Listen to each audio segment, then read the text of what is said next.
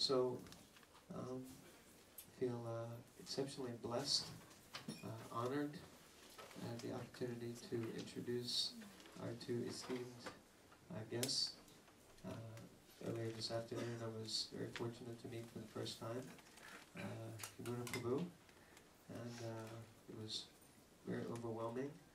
I can honestly say I felt like I was coming back into the association of someone that I've known for a very long time, very, very loving and very warm. And she's here tonight to share with us many realizations of Krishna consciousness, association with Srila Prabhupada, and instrumental activities for the development and installation of their Lordship, Shri Radha Londonishvaras.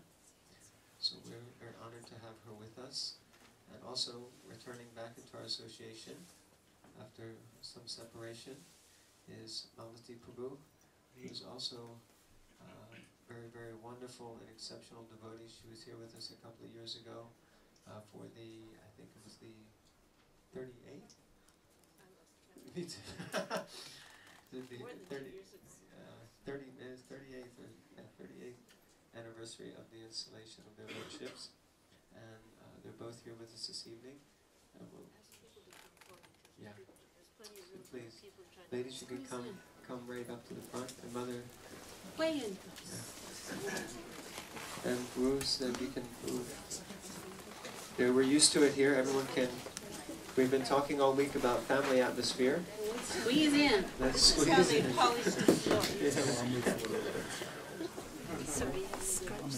So please. Someone can sit underneath here. You can actually. Under the lens, if you like. Someone small. Someone small. If there are any very small people, you can sit underneath the tripod. One seat left in the room. So please, let us. Yeah. So let us welcome. Small and move together. Let us welcome these devotees by chanting very loudly 3 Hari Bol. Hari Bol! Hari Bol! Hari Bol! I'm just sitting here to listen to you, and I may say something. Oh dear. So let us all begin together. Everyone in the room will say our invocation. Om Gyan Timirandasya Yananjanam Sabakaya Chaksurun Militam Jainam Tasmai Sri Gurave Namaha Sri Chaitanya Manobhishtam Stapitam Jena Mudakare Swaram Rupa Kadamayam Dadati Swapadam Digam Namo Vishnu Padaya Krishna Prasthaya Bhutale Srimate Bhakti Vedanta Swami Niti Namine Namaste Saraswati Deve Gauravani Pracharine Nirvishesha Shunyavadi Paschatya Deshatarine Jaya Sri Sri Krishna Chaitanya Prabhu Nityananda Sri Advaita Gadadhara Sri Vasadi Gaudhara Bhakta Vrinda Hare Krishna Hare Krishna Krishna Krishna Hare Hare Hare Rama Hare Rama Rama Rama Hare Hare Jaya Sri Sri Radha Londonishvaras ki Jai! Jai Jagannatha Subhadra Balaram ki Jai! Jaya Sri Prabhupada ki Jai! My sincerest and humble apologies, I suppose I could say first before obeisances, to all you. Feel so blessed to have been invited to come here for this historic event. And I'm kind of amazed that I actually got here. And I've been watching on the video, the streaming video, some really wonderful katha about the 40th event, honoring events that have happened in the last 40 years. And by Krishna's grace, I'm in the same space with Malati Prabhu, who is one of my, I suppose, dearest to my heart devotees, because not only have I known her for a very long time, but in Srila Prabhupada's service she was remarkable. We were all looking for heroes or people to look up to. And for me, Malati has always been somebody I've really looked up to. Her service to Srila Prabhupada was unique. All of our services to Srila Prabhupada are unique and wonderful. But hers was remarkable in that she's one of the most spontaneous servants I really have ever seen a Prabhupada. She's, one of her abilities is to see an obstacle and to move around it, no matter what it takes to get around the obstacle. She's very clever in finding ways to serve the deities, her spiritual master, and Vaishnavas despite the obstacles, and that's in and of itself a wonderful thing. But in her service to Srila Prabhupada personally, there was a vitality and a spontaneity, determination that was really rare, no matter where the devotee came from. So to be with her and to try to speak something about the glories of Srila Prabhupada, especially in relationship to the pivotal day in history nearly 40 years ago, and that is December 14th, 1969. Because that was the moment that so many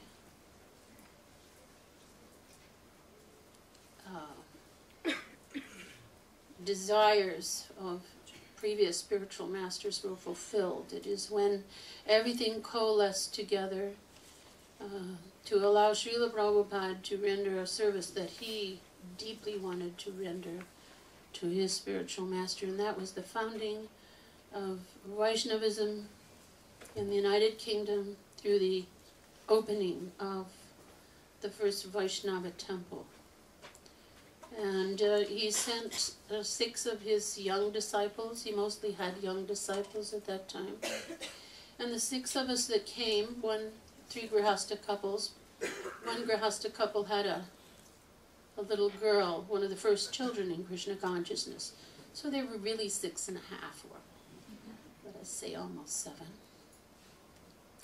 But believe it or not, even at her age, by the time she came to England in 1968, and then by the time Srila Prabhupada came by the fall of 1969, she was a preacher in her own right. I can remember being at engagements where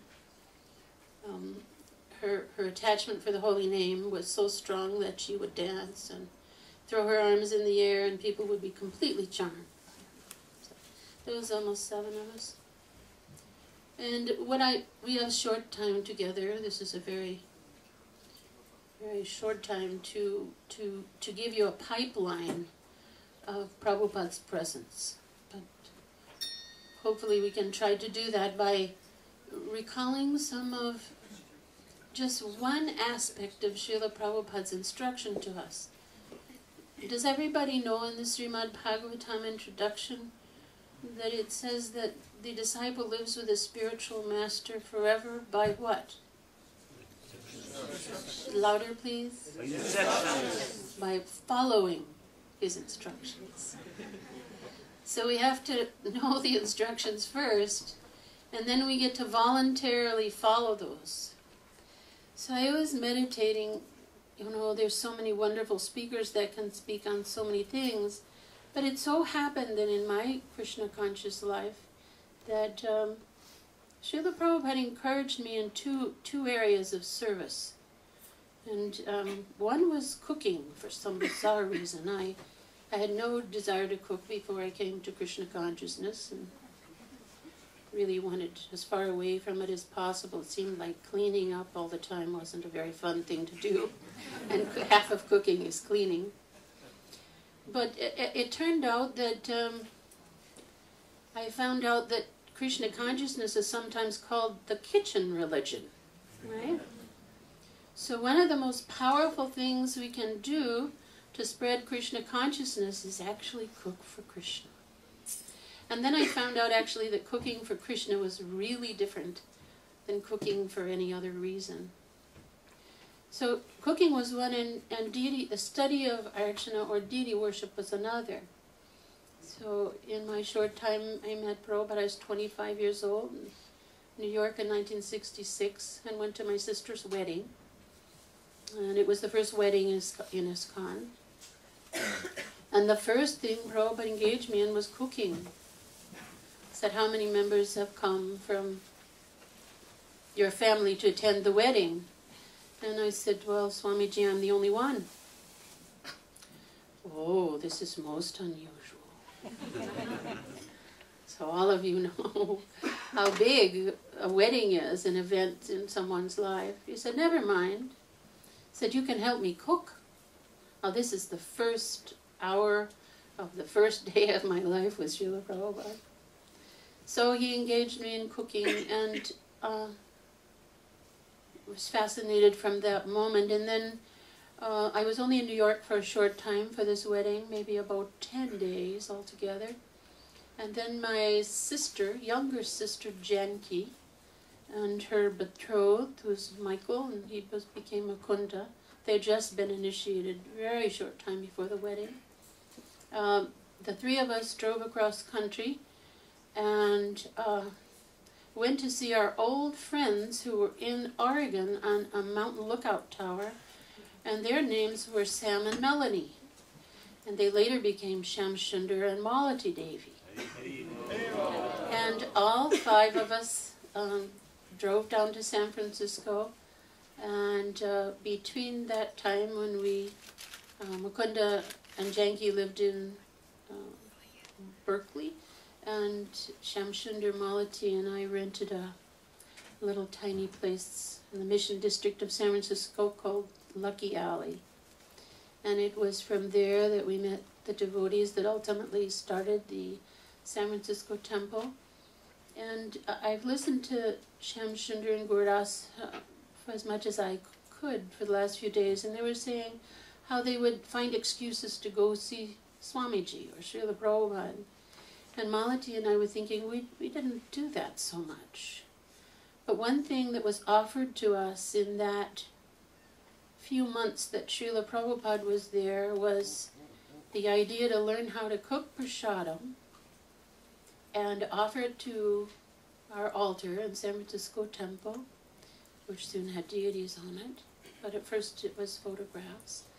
And then sanctify that food which was prepared in the most remarkable way, and that was as an act of devotion to God. Now this is foreign for all of us that haven't been in Vaishnava culture, weren't born in a Vaishnava culture. But it was really revolutionary. Even I was talking to Shama earlier and said we were going to talk about cooking, and he kind of chuckled and he said, you know, for a whole hour you're going to do that? But actually it's so important to everyone who aspires to be a Vaishnava. I can say that's true because we found out it was true for Prabhupada. Srila Prabhupada was expert in so many things. Besides being the pure devotee, brilliant, empowered personality that he was, to spread Krishna consciousness, besides being resplendent with all the 26 qualities of a pure devotee, he knew how to do things. He knew how to do practical things. He said he learned cooking from his maternal uncle, his auntie, and street wallas. He watched street wallas. In the Gaudiya Math temples, they are very much known for their cooking expertise. So he wanted for us to learn cooking so we get offered to Krishna and then distribute those remnants to as many people as we could on this planet. His vision for prasadam distribution, let us say, is germane and fundamental to the Krishna consciousness movement. There was never a time from the moment that I met Prabhupada, that was the first day that I met him, before the wedding, he was personally cooking a lunch for his disciples. Now there were only 11 initiated disciples. My sister was one of them. All the rest were boys, and what he called his boys and girls. And Srila Prabhupada said that some of those boys could eat 12 chapatis. So for those lunches that Srila Prabhupada cooked for his disciples in New York to teach them how to cook, that means over 100 chapatis, up to possibly 144. So the energy and time he put into that was astounding. There was never a time that I saw someone come into Prabhupada's presence where he didn't say, give him prasadam, right? So even in our San Francisco temple, the first temple, at an evening engagement, if it was a cut apple or a cut orange, it was so important to give prasadam. But Hare Krishna. I see so many faces I recognize. Yes, immediately in the early years of our San Francisco temple, he taught, halwa and samosa and kachori and gulab jamans and puris and luchis and vegetables and dals. We had incredible feasts. So this is the very beginning of our Krishna consciousness movement. So that by the time the end of my period in San Francisco was up, the timeline is 66 fall, the wedding, a few days, 10 days, 2 weeks in New York. Then going back to San Francisco, the temple, Prabhupada arriving on the 14th of January 1967, and then leaving in April to go back to New York. And as you all know, historically, Srila Prabhupada had a stroke where he almost left us. And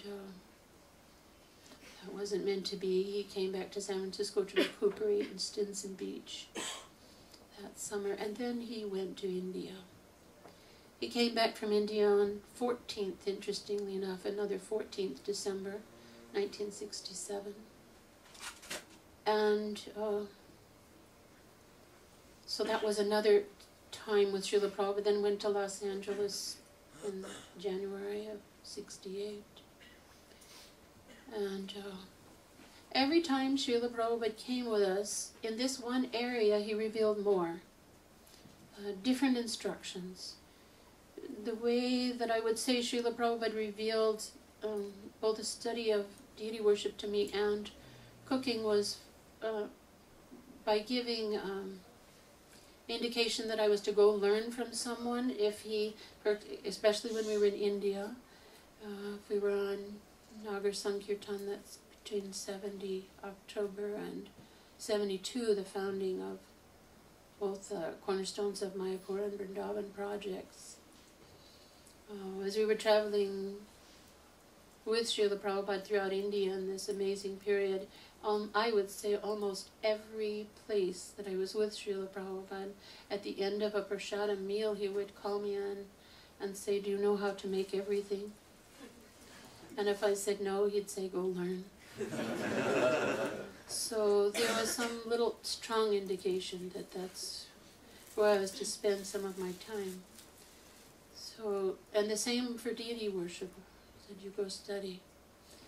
So in that way, I had some opportunity from the very beginning years in San Francisco. All the girls did in what I loosely call these days cooking classes, where they really weren't classes, but what Prabhupada allowed us to do is to sit or to come and assist him. So as you all know, until one takes Diksha and wears Kuntimala and wears Tilak, externally, then that's the beginning. And they vow to follow the instructions of the spiritual master. And then after that, when it comes to Brahman initiation, then they're allowed to serve directly the Archa Vigraha, or the deity. So in this San Francisco period, even though we did not get Brahman initiation, the 6 of us, until Montreal, August 68, we still cooked for Krishna, for Lord Jagannath, Subhadra, and Balaram, and our small Kartamisha deity. So in that period, Srila Prabhupada would have us come into his kitchen, and we would watch him, assist him, and learn how to cook. Also Ranchor taught us some things, and Kirtanananda that spring. It was another Ranchor. Different Ranchor, yes, the first Ranchor. So then I was thinking, we were sent here in 68, and as you all know, it took a whole year before Srila Prabhupada came to England. What month did he come in, everyone? September. Okay. So he came in September of 1969, and that was, monumental. You've all heard from the devotees some of that arrival, and so we went to this estate in Ascot, Berkshire, that was then owned by Beatle John Lennon. It's called Tittenhurst, the place. And by and large, the Shamshunder was every day in Bury Place, and so were Mukunda and Guru Dasji, in serving almost every day in London.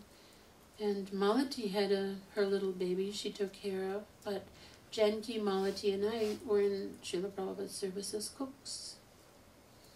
So I was thinking, if I could share with you something that you might not know or have ever heard before, but it's so important, and I give the example that suppose Gopal Bhatt Goswami gave his disciples recipes and cooking instructions. How fortunate would all those disciples be? And he almost did that by giving us the principles of how to worship the deity. And for 500 years, the Sevites at Radharaman Temple have been honoring those instructions, not only in spirit, but in procedure. So we are so fortunate that we can pass on to you direct instructions in terms of cooking for the pleasure of the deity, recipes that Prabhupada gave us. So if I look back, starting with this period of our arrival, this is kind of setting the scene, and here's where Malati and I will kind of take an adventure and see how we recollect together about this incredible period of time. It was a short period of time from September. Prabhupada left in the end of December. And as I've been recalling this week, I also am very aware of, and want you to be aware of, the time factor. That sometimes in your spiritual life, time takes on a different dimension. So, a day can be like a lifetime. A moment can be like a lifetime. A week, a month. It depends on how conscious we are of that moment that's happening through self-realization, right? So that's what it was like with Srila. You'll have to forgive me sometimes. I do cry, but I'm not sad. That's what it was like to be with Srila Prabhupada. It was such an immersion. He was so generous in with his presence with his disciples. He gave so freely his mercy. He encouraged with great depth. Before coming here, I read all of Prabhupada's letters again. So I was seeing the long leash that he led his disciples on, the patience he had with our fumbling, bumbling, and inadequacies, and the true love and generosity that he gave in instructing.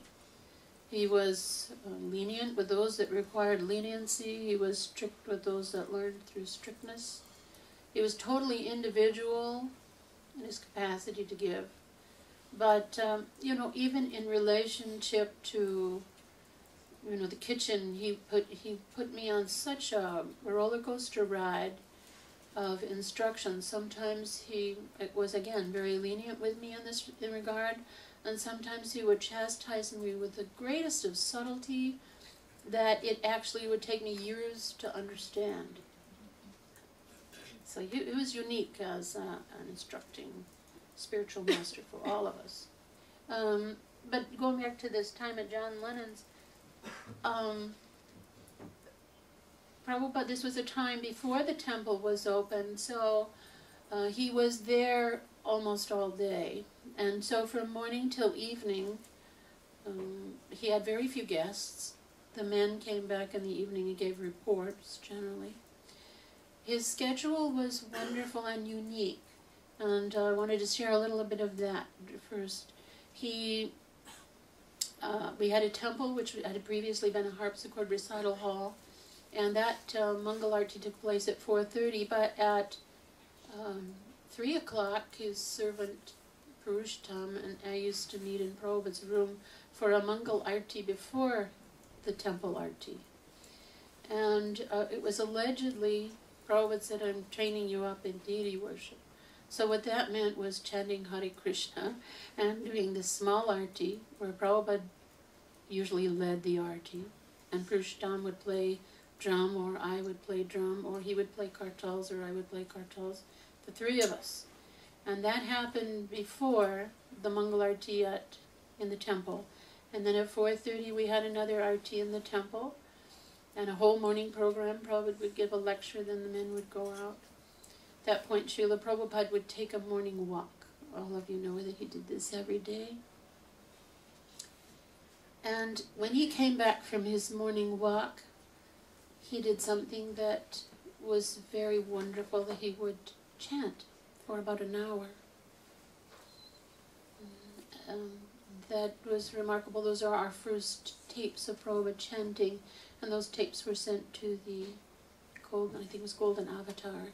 And they became our first kirtan tapes of Prabhupada chanting. And he would sometimes do that alone in his room. Then he got to know that some of us were close by and called for us, and then we would either play again Mridanga or kartals, and one Prabhupada would chant. And they were the prayers of either Thakur Bhakti Vinod or Narodam Das Thakur. Then breakfast, and reminding me a lot of the breakfasts at that time. Then Srila Prabhupada did some correspondence. He took lunch at 1, and Janki and Malati and I also shared that service. The exchanges between Prabhupada and Prasadam were actually very, very special. He didn't teach cooking necessarily, no recipes. He would give an indication of what should be in a dish, and then we would make the dish, and then he would critique the dish or say how it was. And over the years he did that in very different ways. Sometimes he would say too salty, too hot, to this or to that. Later in Calcutta he actually had a little signal system with me that this meant third class, and this meant second class, and this meant first class. And so sometimes he wouldn't even say a thing, he'd just go.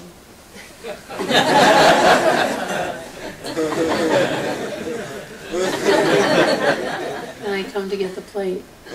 Also, what was left on the plate sometimes indicated if he liked something or didn't like. So, let's see. Let's start off with this. I have a recipe for you, and the preamble to that is that Janki, Malati, and I think you heard earlier spoken that in order to grab the Beatles' attention, we made some apple dishes for them. So Westerners are generally quite attracted to pastries and cakes and cookies and Western sweets.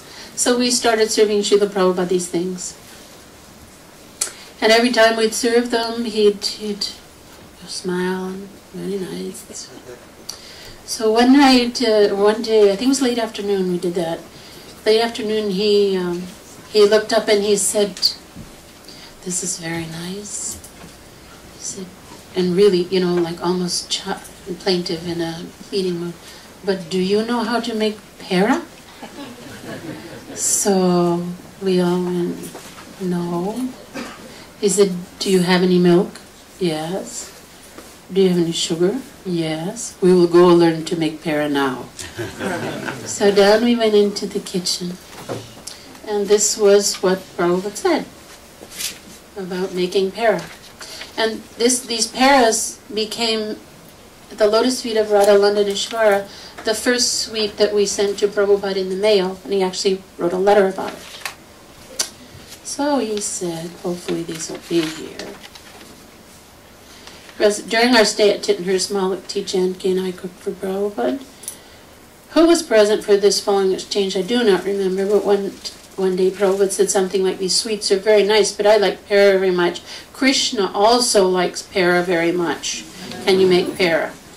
And then he said, and then I'm saying, I can't give you Prabhupada's exact recipe for pera because he didn't use measuring tools. But what we learned was the nutshell principle of making pera. Reduce milk, stir attentively to avoid scorching till it's a paste-like consistency. Add sugar and cook until firm enough to hold its shape. Cool slightly and shape into patties. Once the buried place temple was opened, we offered their lordships pera daily. It was the first prasad milk sweet that we sent to Prabhupada in the post. I received 2 letters about these peras. He said, "I thank you very much for sending me this Jagannath Prasad pera. This is a very nice sweetmeat. So you learn this art of how to prepare it. I think that you might have purchased this from some Indian shop." This is not so, I say. "But you should try to learn to prepare this yourself. And I have also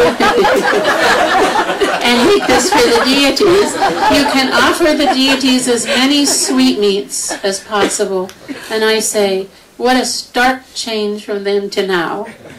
Today, ISKCON, hands down, master of all artfully prepared milk sweets at Bhaktivedanta Manor is Srimati Kulangana Devi Dasi Ki. Her Peri Burfas and Desh Sops, Pantoas, and other sweets are legendary throughout ISKCON. How pleased Prabhupada must be with her expertise, and those who have learned from her how to skillfully prepare and offer the deities as many varieties as sweetmeats as possible. So I have also the pleasure of saying that today we had respected prasad here at this temple, and the servers so kindly brought around trays of very nice things. I didn't taste everything, but had a little corner of, what was that? Not balushai. I'll think of it in a minute. Bengali sweet. Kaju. So it was very nicely prepared, and I'm so happy that this instruction of Prabhupada is already in place. Now, it's up to you to see that this goes on and on and on for each generation, this para business. One day, Prabhupada wasn't feeling so well, so Malati and I were also discussing earlier that when he didn't feel so well, there's generally two kinds of khichdi. One is a dry khichdi with more ghee, and one is a wet khichdi. So usually the babies and the old people, they eat moist khichdi. So that can be as simple as a little adrak, some ginger, and some moongi dal, which is the easiest to digest, and haldi, and a little ghee, or not, depending on and salt and pepper. So if Prabhupada was feeling indisposed, he would often ask for this. But this particular day, he specified in this way.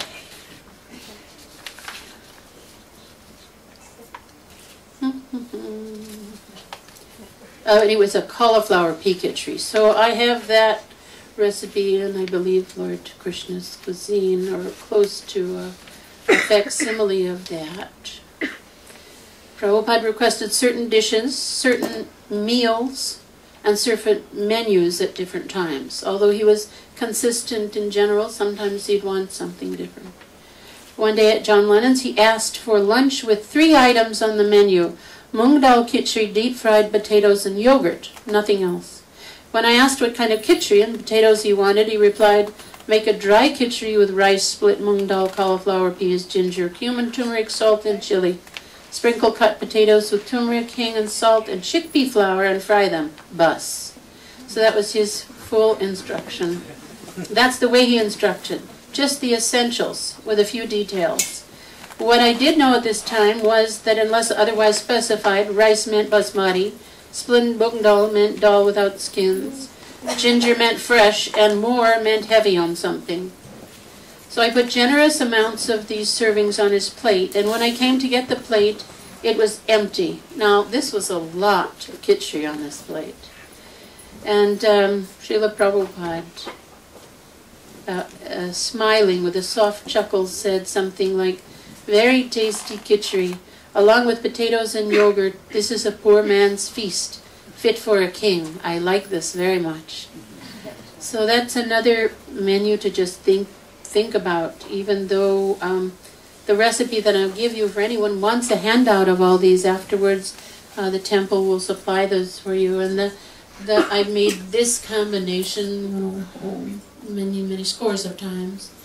And this recipe that I gave you today is one that's cooked for those of you that have families and don't have a lot of time to cook. It's a pressure cooker khichdi that cooks in 6 minutes. And so you can chop things and have a whole meal on the time it takes you to boil pasta and get a jar from Sainsbury's or something. So it's a really wonderful recipe and just delicious beyond all end. So I'm going to let Malati just speak a little bit about her cooking for Prabhupada, whatever she remembers from Tittenhurst. It's okay.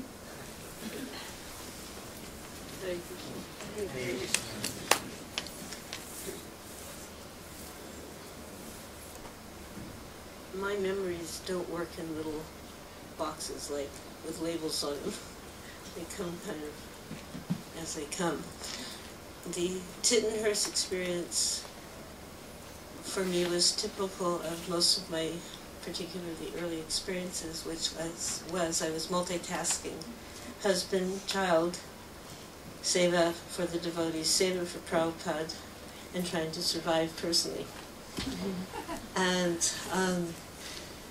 my cooking at that time for Srila Prabhupada, when I did cook for him, because mostly I was cooking for devotees, which included somehow or other trying to shop, in the absence. Howdy. There's a seat right up here.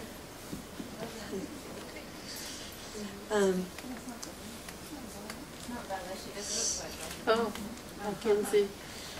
So my cooking for Srila Prabhupada during that particular period was specifically at times when perhaps other cooks weren't available for particular reasons. So one of those particular reasons was when we were traveling to London from Tittenhurst for the Conway Hall series. And that was about a 45-minute drive. and we didn't have our own vehicle. There was a hired car with a driver that came along with the vehicle. And I would go in sometimes with Srila Prabhupada and sometimes with the devotees, however we got there. But I would definitely come back with Srila Prabhupada because my service was to make his evening prasadam.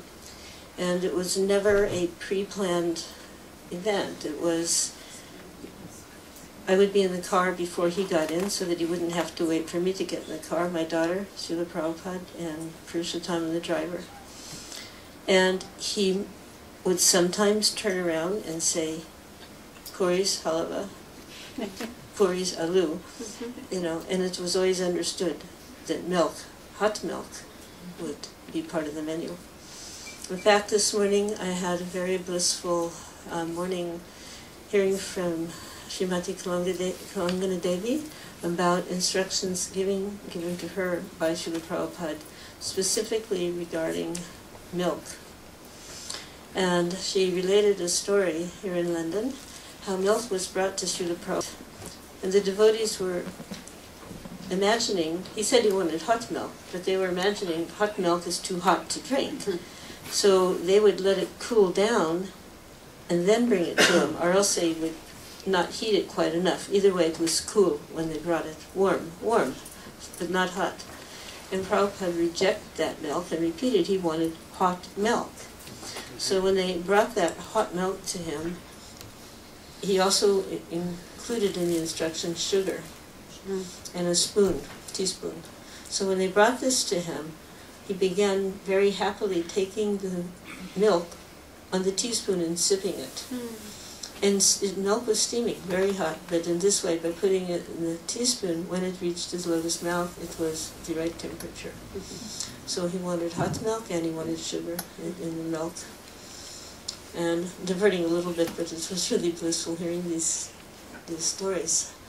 How also I had heard somewhere, in the cooking grapevine, that Prabhupada didn't want us to waste milk. He didn't want us to waste any prasadam, actually. And that was really a golden rule in those days, from the very beginning. The prasadam was not wasted. You took what you could eat, and if you couldn't eat it, you ate it anyway. So he explained with the milk, and this was store-bought milk. Now you hear terms like Carmi milk.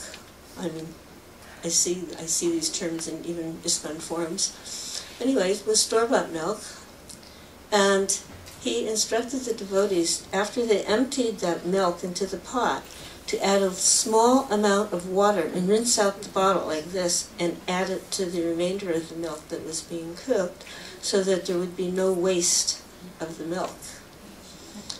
So his word, never waste even a drop of this milk. And I would like to say that Kalangana, whatever she heard from Srila Prabhupada, immediately became a part of her life. So in her cooking, she religiously cooks in such a way, she cooks the milk sweets, but by the time she's done, the pan is completely cleaned. She never burns it because she is so attentive, and that the milk comes together, and by the time the sweet is done, whether it's the sandesh or the pera, it is completely clean. There's nothing sticking on the pan. So, with my cooking, there wasn't so much instructions. Yamuna is a very extraordinary soul, and this was something that, that was, if we didn't get it, Prabhupada got it right away. And very early on, before even any of us really understood what was happening to our lives, we were just attracted to this magnetic personality who was so extraordinary and so real, and taking our hearts to where they had never been before. But I remember in these early days in San Francisco, how he was definitely giving instructions to Yamuna. And one time he wrote in a letter that she was experiencing bhava. So we didn't even know what bhava was basically at that point, but she was experiencing it. She probably knew. When I say we, I mean the rest of us who were trying to figure out what we were doing. But Yamuna was very attentive and very submissive and always inquiring. The three primary qualities for a disciple to exhibit at the lotus feet of the spiritual master. And because of those qualities, he was reciprocating by giving her many wonderful lessons, which now she is sharing with us, and throughout the years she has graciously imparted to those who also desired to know. So my cooking was, I would not compare it to Yamuna's cooking. I'm not even a cook. I'm just somebody who can grab a pot and a pan and a knife and some spices and have a fire and get something done really fast. 100% not true. Srila Prabhupada told me that you should be able to cook everything in 45 minutes. Mm-hmm. So, of course, we had the cooker, that did help, but it was a goalpost. It was a milestone that I had to kind of push. You have to get it ready in 45 minutes. And when cooking his lunch prasadam, there was an added factor of timeliness, which was he would take his massage, take his shower, and walk out the door, and you had to have lunch ready. And you didn't really have a clock there that said at 10 past 12 he'll be ready. It's just the door opened, he came out, and you had to be ready. So you became used to working in that type of environment if you were serving Srila Prabhupada. Mm. And if you couldn't conform to it, usually you were replaced. Because it was important to him, this timeliness, punctuality. But with me, he wasn't always so precisely giving details because he knew I'm a fool and an idiot and I can't remember anything. 5 minutes after I'm told something, I'm like, what did they just say? Although, it's like I'm one of those people, wow, that was a great class, and then somebody says, what would they say? And I'm like, blank, I don't know.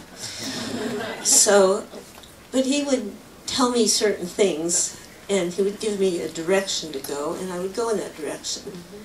And there were certain things that he actually did tell me how to make. One was shukta, and I would remember things like that because they weren't related to anything that I had experienced before. So it was something, kind of radically different. And the ingredients were, in some cases, a little foreign. The karela, the bitter melon, was, a foreign ingredient.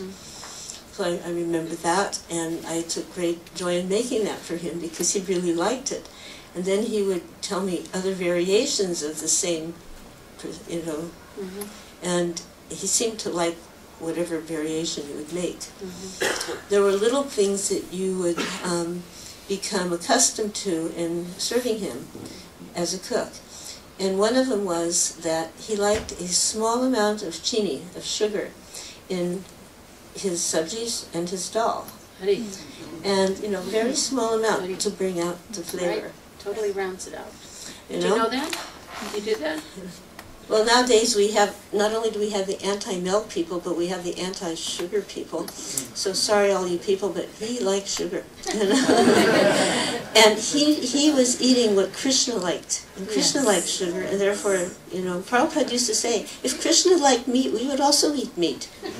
We're not vegetarians. We're Krishnatarians. We are eating Krishna prasadam. So of course we can offer anything to Krishna, but the highest is when you find out what Krishna wants and you offer that. So Prabhupada's diet reflected that, and there were times though when he was not well, he would have an adjusted diet, as she mentioned the 2 types of khichdi, for example. But otherwise his diet was really a wonderful diet of all varieties: wheat, rice, vegetables, sugar, ghee, rices. And Yamuna can tell you this in much more detail than I can, but if you would make him a roti, a chapati, he would tell you which region the atta, the flour, came from. He was so acute, and he would tell you if it had been milled. He would, like, if we were in India, he would send me out, or whoever the cook was, to a little place that would grind the seeds fresh on the spot, like wheat, and it would be fresh milled. But he would tell you where the seeds came, where the wheat came from, whether it was northern India or what time of the year. He knew exact winter wheat or whatever. He was so acute in his knowledge and his taste. He was completely refined because he wasn't eating for himself. He was eating for Krishna. So it was very extraordinary in that way. He would, if you made up the plate, this was another wonderful thing, this making up Srila Prabhupada's plate, because there was a certain pattern. So you had a little salt, a little sugar, and a slice of lime, some slices of ginger. And this was just, like fixed price. That was fixed on the plate. That was there. And then you put the sabjis, the dal, and the rice, and one hot chapati and brought it in. And then the rest were like made up on the spot. And you kept an eye going if you finished something to make sure you would bring, if you wanted more of it, at the time. One of the luxuries of serving Prabhupada was to see how somebody would really relish prasadam, and to understand the meaning of prasadam from the lips of the pure devotee who was relishing prasadam. So sometimes in the temple, because we have to cook for so many people, by the time we honor prasadam, it's a little bit cold, and some of the joy of the prasadam, I have to say, is like, it's a little reduced. But Srila Prabhupada insisted on his prasadam being very, hot, like not cool, not, he wanted things hot and fresh. 1 minute late was... No, you didn't. No. There was no just now coming. So, it was, you were ready. And there was no discussion about that. I'm sorry, I ran out of kerosene, I didn't have any coal. It didn't happen. Or if it happened, you just made sure that it didn't reflect in the end result. It was quite wonderful, that type of training. Because we were able to actually function under many circumstances. So one little, maybe a couple little cooking stories. Not necessarily at Tittenhurst. But, yeah, one time in Bhaktivedanta Manor, when we were first there, he had a cook-off between myself, Hemavati, and Rebhatinandana Swami. So we had to challenge. We each had to make halava and samosa. Wow. And we were all kind of, flumflux, as they say, Just was kind of, it was like exciting that we were going to have this cook-off, but I'm not a very competitive person, and one of those other two was very competitive. So I was actually a little nervous of, like, I didn't want to win because I didn't want to have to deal with that person. So I was, like, purposely a little slow that day just to, like, hope that mine would be overlooked. But he enjoyed this type of transcendental competition and eating our results, and then, as she would say, critiquing them.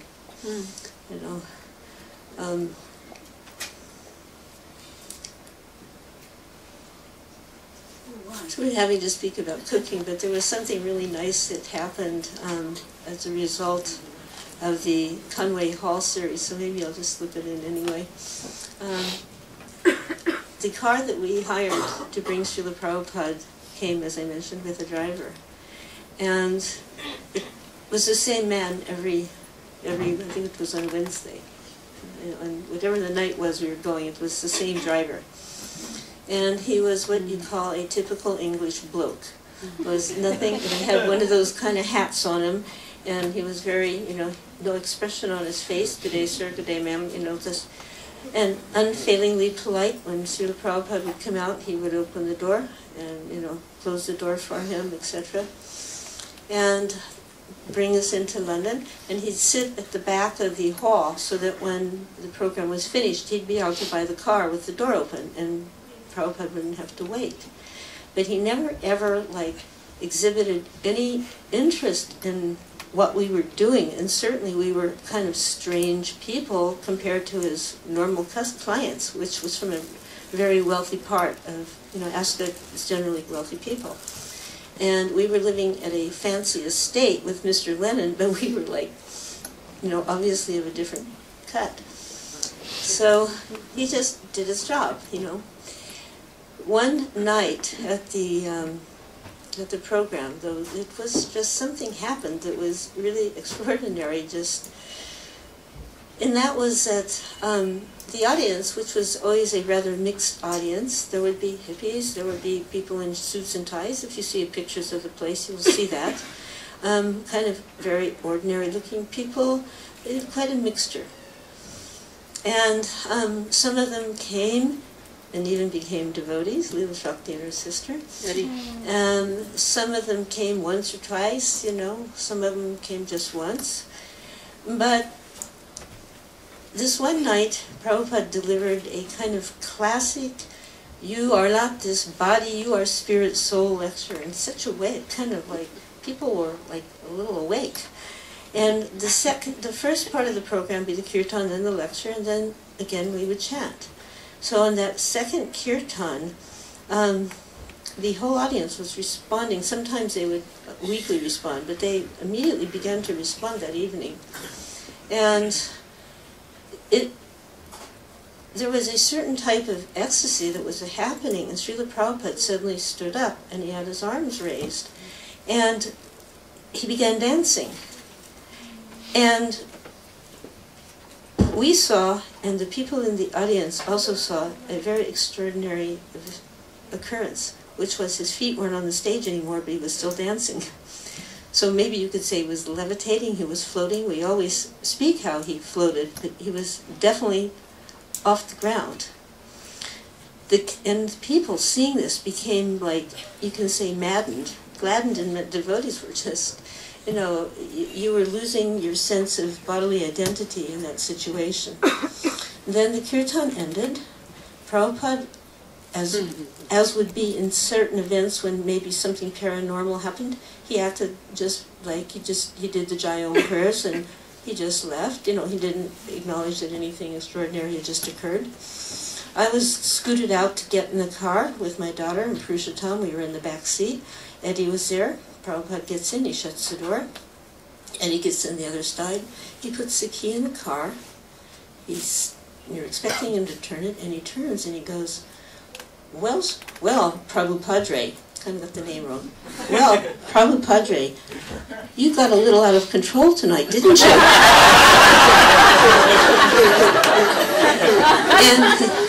and he nudged him with his elbow.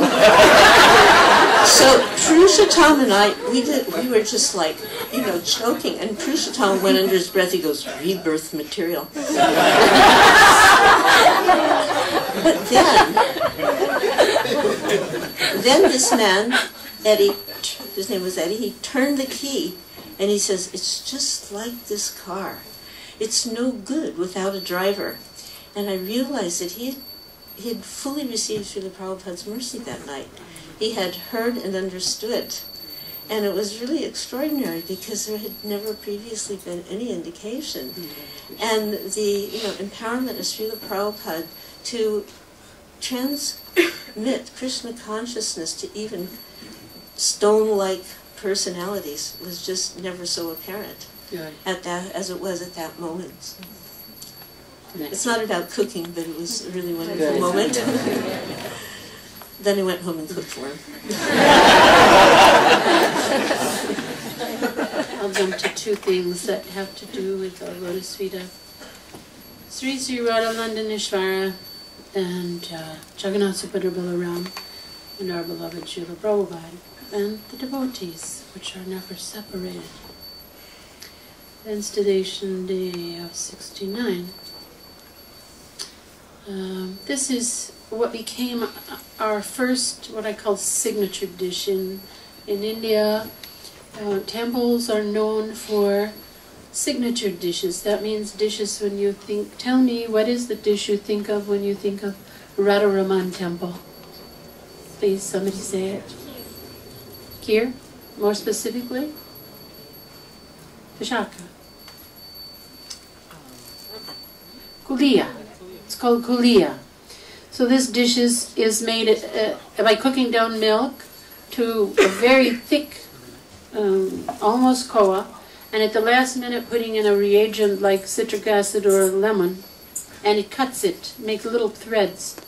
And then that's poured in a clay cup, and it sits in a clay cup and gets firm. And Kalia is the signature sweet of Radharaman Temple and has been for 500 years. So when we first came to England, we found out, as you all know, kheer, the traditional kheer that Srila Prabhupada taught us to make is made usually with rice. It's the most famous kheer, so that'd be chawal kheer. And then we find out there are many, many, many areas in India that have different varieties of this chawal kheer, called different names in the south or in the east. But when we came to England, we were very excited that we found something called flat rice in Sainsbury. And this isn't poha, flat rice, like from an Indian shop, but it's a waxy rice that has been pressed into flakes and is a little shiny. And all you have to do is put this in the oven with some sugar and ghee and spices and bake it, and you only have to stir it twice, as opposed to the kind of kheer that you must stir constantly to bake down. So this became a real big favorite of ours. We called it baked rice kheer, and we served it with, often with rhubarb slush, kind of a rhubarb compote, and then double cream on Cornish clotted double cream, or whipping cream on top. So when we're reading CC, you'll find a description of a similar kind of transcendental concoction that's served.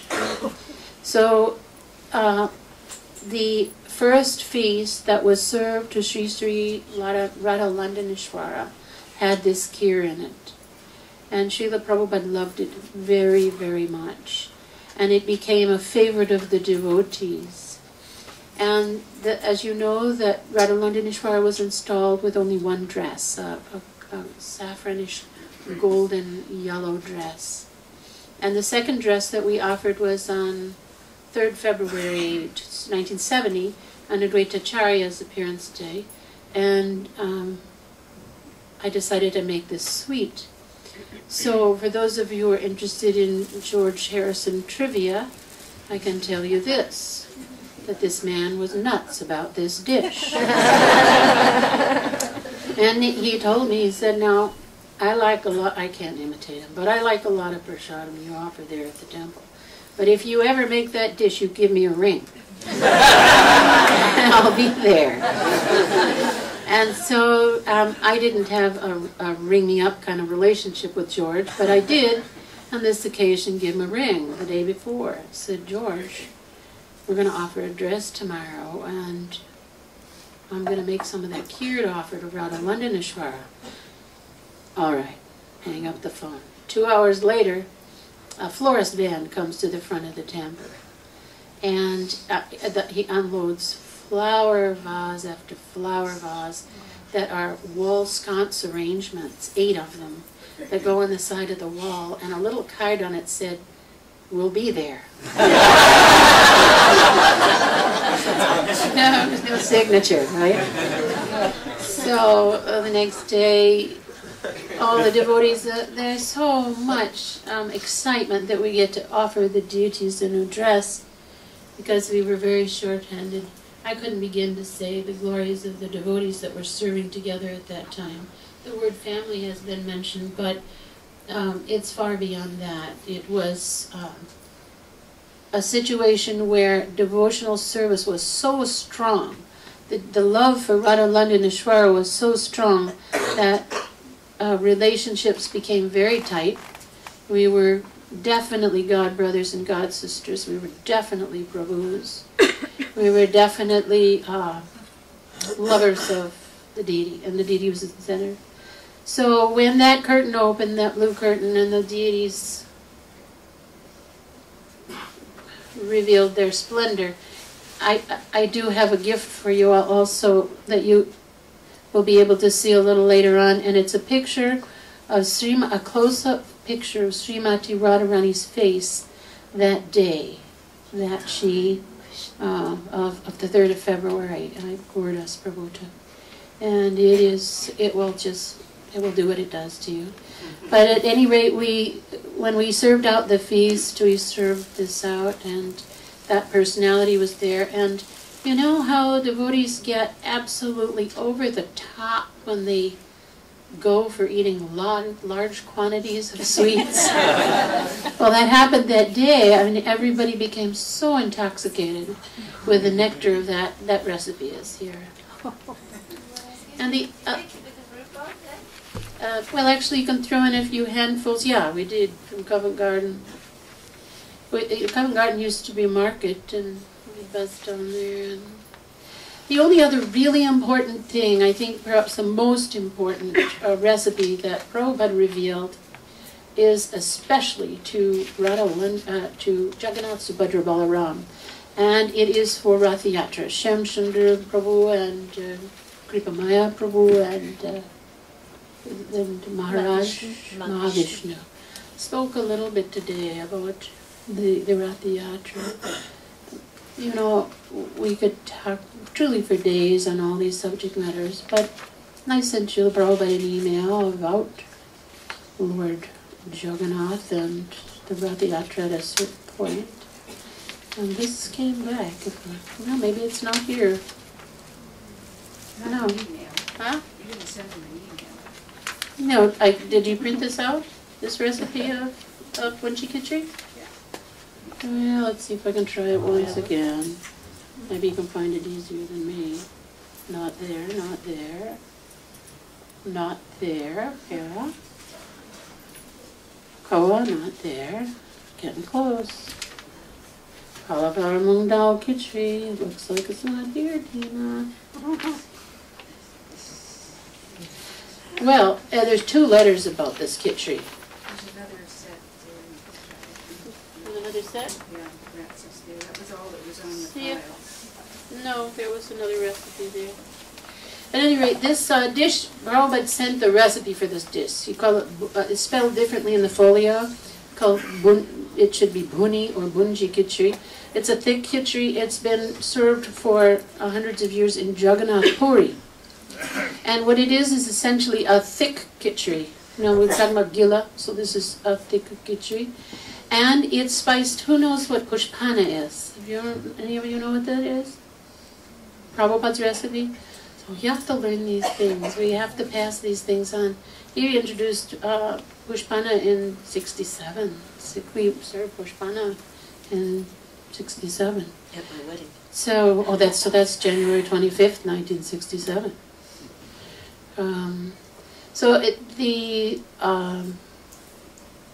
The dish has sweet spices in it.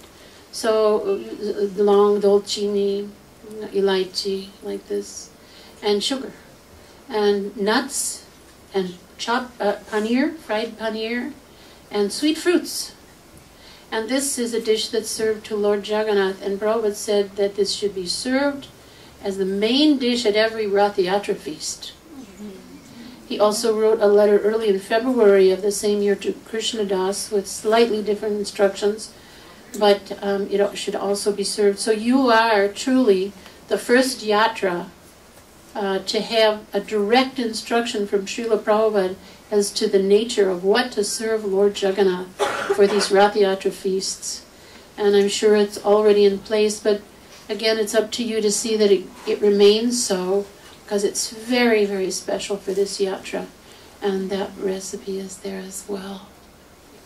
The truth is, this subject matter could go on. One thing that Malati spoke about, and when I spoke about earlier with time, I will say one thing that cooking afforded a disciple, and that was an intense intimacy with Srila Prabhupada in terms of feeling his presence.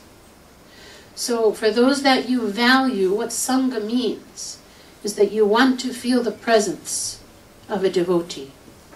You want to drink in as deeply as humanly possible the essence of that devotee. So in the case of Srila Prabhupada, when you're cooking for him, you're doing a dance of service around the instruction of the spiritual master. So when it came time, it was to be at 1 o'clock. If it was at 1:04, you were ready at 1:04. Because at 1:30 you were ready at 1:30, but you were so conscious of Srila Prabhupada, trying to please Srila Prabhupada. And this is the essence also of our service to the deity. It's also what means, affords us deep sangha between each other. But cooking, service for cooking, I've spoken to many persons who had the honor or the privilege to try to serve Srila Prabhupada in this capacity, and almost every one of them spoke about this aspect. All of you can try to think how you feel close to your spiritual master, how you feel close to the Archa Vigraha that you worship in the temple, and how you feel close to those that you value Sangha with. How time plays a feature and how consciousness of pleasing them is there. Srila Prabhupada's given us 6 exchanges of love in Nectar of Instruction, and 2 of them are actually around Prashadam.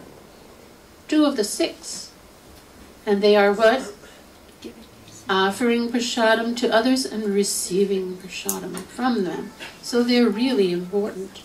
And what makes them potent is the consciousness with which they are conceived of, executed, offered, and then given.